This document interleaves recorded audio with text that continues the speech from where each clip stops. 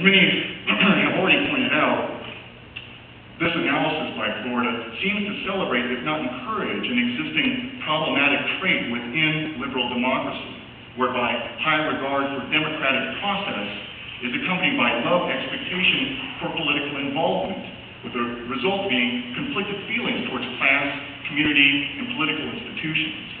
It's perhaps little wonder then that today's political discourse seems to retreat behind the triumphalism over consumer empowerment and more democratized markets and media and egalitarianism of individual lifestyle choices. It may be going too far then, but I would want to at least float the idea that in the new bricolage we find something like a court art for the creative class.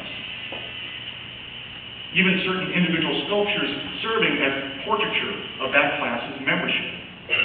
The majority of the work in Unmonumental and these other shows, after all, is figurative and also at the same time playful. Perhaps the desire to look animated, on the go, not tied down, explains why so much of this work not only presents itself in mid-act, with its different elements propped, leaned, and balanced on one another, a la early Richard Serra, but also why the ensembles on the whole so often approximate human proportions.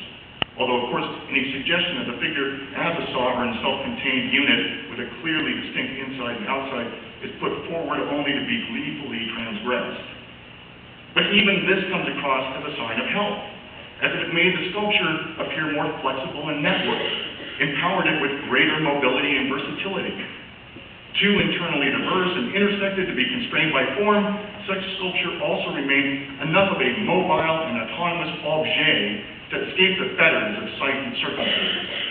An outfit that is entirely makeshift, that is nothing but fragments and temporary solutions, seems surprisingly well suited to negotiate today's entrepreneurial and communicational mandates, in which supreme value is placed on the ability to improvise identities and relationships, to relentlessly search and capture, connect and extend, to cast the widest informational net possible, and ad-lib the most novel conjunctions out of whatever happens to wash up in its mesh.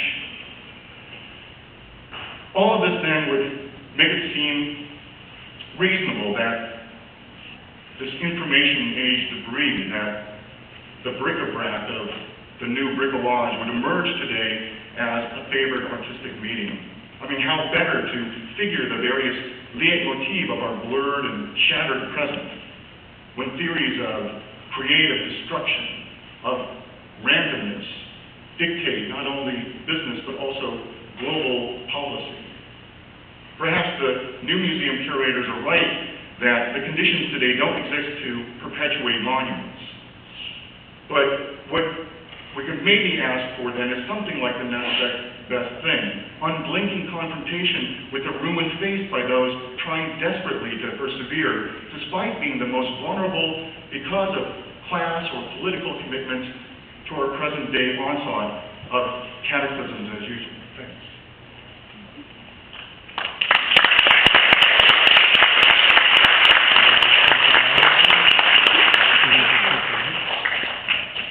The artist says, like, solid. Yeah. You know, solid stance, and aren't we stuck with that? Aren't we stuck then with the reverse of that? Yeah, I mean, especially to the degree that I'm asking for a kind of class awareness. That is, you know, kind of heading full bore into a kind of an essentialism that makes class this kind of thick, solid substance of real, you can count on it kind of identity. And that's really problematic. I would much rather problematize a different kind of idea, which is to just kind of like ask for class awareness, not in the sense of a kind of salt of the earth working class identification, but more acknowledging how petty bourgeois our romanticism of becoming and mobility and constant shape-shifting is. I mean, we're the ones who don't have so much as have the means to appear to have.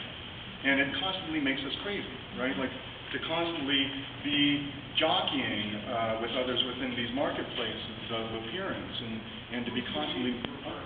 What? See, I'm doing this essentially. I'm talking about the petty bourgeoisie. So, yeah. So basically, again, you can go from a kind of Marxist analysis into the creative class. That's a horrible drawing of kind of arc of disintegration there. But yeah. So I mean, but you know, to show you some of the images I have of what would be alternatives to this situation, there'd be things that kind of problematize mobility and circulation of objects, of people. So looking at the Fred Wilson show that comes 2 years, I think, 2.5 years after the Jim Shaw thrift store paintings, that's also about thrifting. But, you know, the conjunctions of things aren't as idiosyncratic, and they absolutely bring out dominant social structure, what we, you know, what in linguistics we call code, or semiotics we call code, which is basically just a system of dominant system of social meaning. Also, the State Britain project by Mark Wallinger, which is weirdly, you know, the more you look into it, the more it's hard to kind of be some kind of to completely identify with its politics, since Brian Kay, the guy this is based on, he started this whole protest monument before the outbreak of war. He started it against the sanctions, the U.S. sanctions, the U.S.-led sanctions against Iraq, and for really Christian humanitarian beliefs. It was his very, very devout, very, very intense rooting in Christian religion that made him do this. He would camp out, and he did this, and then the Tony Blair government kind of came up with these draconian laws to get it taken away, and he fought it, and he kind of won, and he kind of lost. But just before the Bobbies came in and tore this all down, Mark Wallinger started to photographically document, like inch for nano inch, and just got it done hours before it was all torn down, and then really, really, really carefully, deliberately recreated the whole thing down to like the smallest scratch and smudge of dirt. And here it's weird because he becomes incredibly immobile, or him and all of his assistants become incredibly immobile in the making of this thing, where they are dedicated, like a photograph is to its indexical reference. They're just going to make this thing and not deviate from the thing at all. So there's no freedom, and weirdly no mobility, even physical mobility, in their making of it. And it weirdly gives it this kind of statuesque, frozen, almost paralyzed, almost traumatized kind of appearance, right? Which I think is interesting. There's another artist in Chicago, Heather Mickelson, who's featured in the current issue of Art Journal, who goes through photo documentation of sites of natural disasters, hurricanes and tornadoes from the south, mostly Florida and the states around Florida, where she grew up. And she'll recreate bits of these photographs and then kind of carefully stage them in these shows. Which again is this kind of like really meticulous indexical process. And then of course, real heartthrob Santiago Sierra, Marxist sadist, where this is one of his projects where he's going to do an event and he rents a 18-wheeler. I think it's an 18-wheeler, and parks it over on the side of this gigantic freeway off-ramp in the middle of Mexico City. And right at the peak of morning rush hour at his event, pulls it out from the curb and blocks traffic for about 10 minutes till the police come. But it's enough time to basically just screw up the entire workday for the entire city, right? And really is about making conspicuous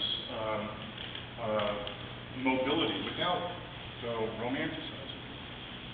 I mean, I think that's kind of difficult, or if that's something kind of